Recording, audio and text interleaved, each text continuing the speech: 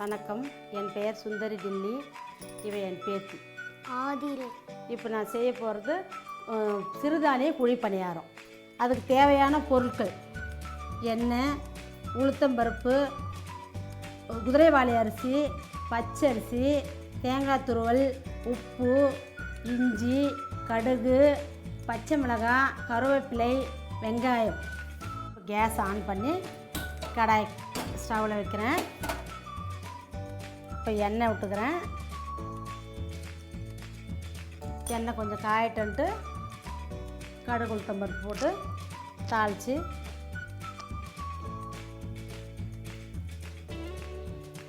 கடுகு போட்டேன்.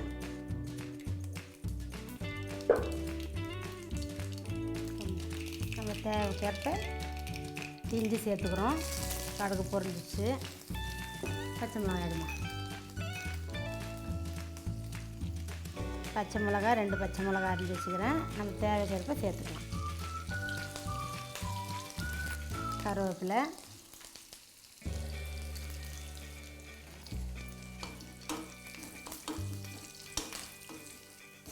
நல்லா பொன்னிறமாக வந்தோம்னா வெங்காயத்தை சேர்த்து. இப்போது வெங்காயம் வந்து பொன்னிறமாக வந்தோடனே தேங்காய் துருவலை கொட்டணும். மாவு எடுமா.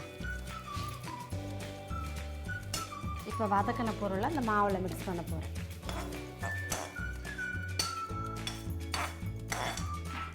இப்போ இந்த வெங்காயம், பச்சை மிளகாய், தேங்காய் துருவல் எல்லாத்தையும் இந்த மாவில் கலந்து, இந்த மாவு வந்து இந்த உளுத்தம்பருப்பு, குதிரைவாலி, பச்சரிசி இது 3 ஹவர் ஊற வச்சு கலந்து அரைச்ச மாவு இது. இப்போ மாவு மிக்ஸ் பண்ணிட்டேன்.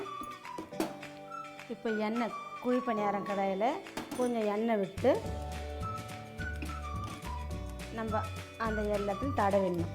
தடவிட்டு கேஸ் பற்ற வச்சு போட்டு மாவை அதில் ஊற்றி 10 நிமிஷம் வேக வைக்கணும்.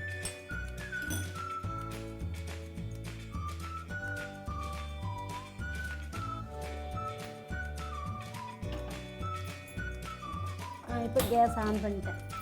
சிறுதானியத்தில் செய்கிற இது குழி பணியாரம். குழந்தைங்களுக்கு கொடுத்தா அதுங்களுக்கு நல்ல சத்தும் கூட. இனிப்பு பணியாரமும் செஞ்சு கொடுக்கலாம். குழந்தைங்களுக்கு வெளில வாங்கி கொடுக்கறத விட நம்ம வீட்டில் செஞ்சு கொடுக்குறது எவ்வளவோ நல்லது. குழந்தைங்களுக்கு நல்ல சத்தும் கூட. நல்லா வெந்துருச்சு. இன்னும் கொஞ்சம் நேரம் வந்தால் போதும்.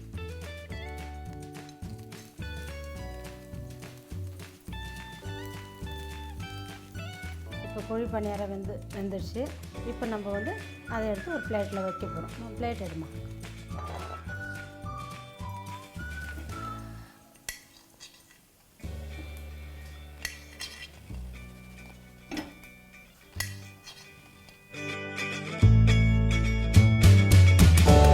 இப்போ நம்ம டேஸ்ட் பார்க்கலாம்.